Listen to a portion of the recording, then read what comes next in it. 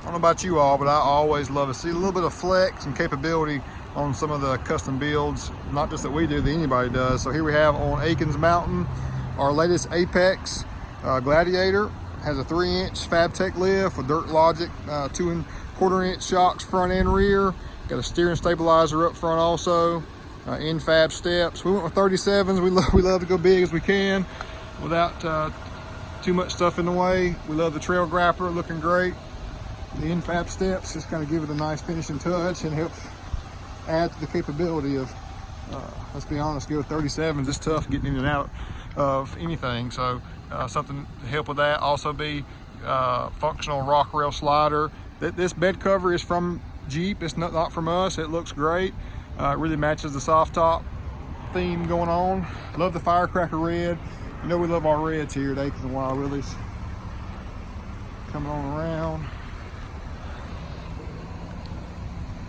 What are your thoughts on the gold wheel? So, you know, I think it looks good. I know a black would have looked good also, but the gold, the bronze, satin, bronze, whatever you want to call it, is gaining a lot of popularity, and I think it works on this. You know, I think it looks good.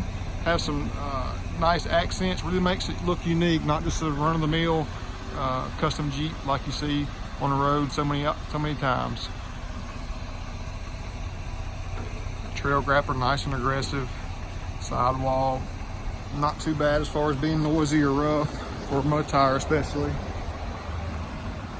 About to take this in the showroom. I'm gonna take the soft top off. I may even take the doors off. If you want to see the doors off on this as well, let me know and we'll get that done.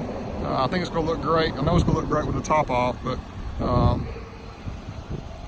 can't wait to show you guys. Akins and Winder, what a great place to work, great place to buy your next vehicle, service, accessories, body shop, all your needs, custom builds, can't be beat.